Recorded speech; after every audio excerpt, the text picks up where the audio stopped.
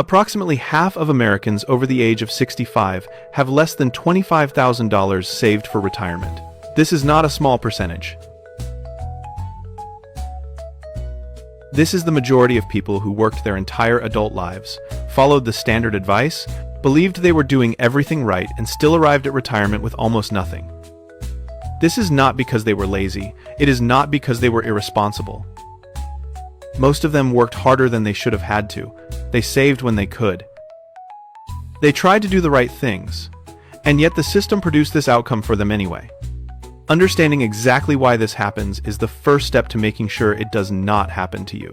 You are about to see the 6 specific reasons most people retire broke.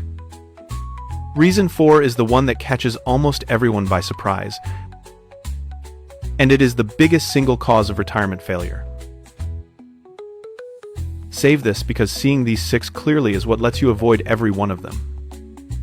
Reason 1 is that most people did not start early enough.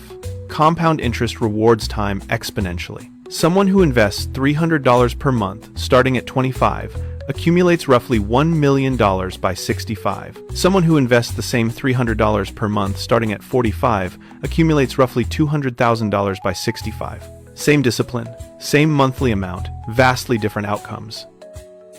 The 20 years of delay cost $800,000 in final wealth. Most people delay by even longer than 20 years, and the compounded cost of the delay is what most people never recover from. Reason 2 is that most people invested in the wrong things. Money in a regular savings account loses to inflation every year. Money in bonds barely keeps pace with inflation. Money in individual stocks that people picked based on tips or hunches usually underperforms the broader market. Meanwhile, the boring, unglamorous total market index fund has averaged around 10% per year for decades. Most people did not know this, or did not trust it, so they kept their money in things that did not grow, and by the time they realized it, decades of compounding were already lost. Save this, because reason 4 is the biggest single cause of retirement failure, and almost nobody sees it coming until it is too late. Reason 3 is that most people never protected themselves from inflation. Someone who thought they were saving conservatively by keeping large amounts in checking or savings accounts watched their buying power quietly evaporate over 40 years. What felt like $200,000 in the 1990s might have the buying power of $80,000 in the 2020s. The number in the account did not shrink. The real value did. Reason 4 is that most people underestimated how long they would live. Retirement planning traditionally assumed people would live to about 75. Modern life expectancy for someone reaching 65 in reasonable health is now about 85 for men and 87 for women, which means retirement is not a 10-year period anymore. It is a 20 to 25-year period, and most people saved for the shorter version. When they cross into the extra decade of retirement, the money runs out, and they discover they underestimated the length of their own life by a decade or more. This is why so many retirees end up back at work in their 70s and 80s. Their money was calculated for a retirement half as long as the one they actually have. Nobody warned them because the assumptions changed faster than the advice did. Reason 5 is that most people got hit by unexpected costs they never planned for.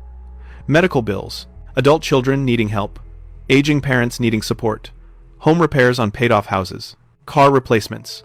Every retirement plan assumes a certain smooth trajectory of expenses. Real life produces bumps that consume savings much faster than the plan expected.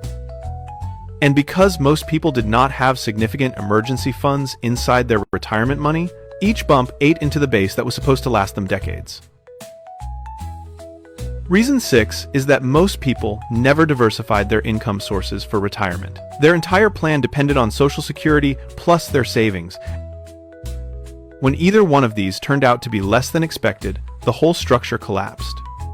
The retirees who did well almost always had additional streams: rental income, part-time work they enjoyed, small businesses, dividend portfolios.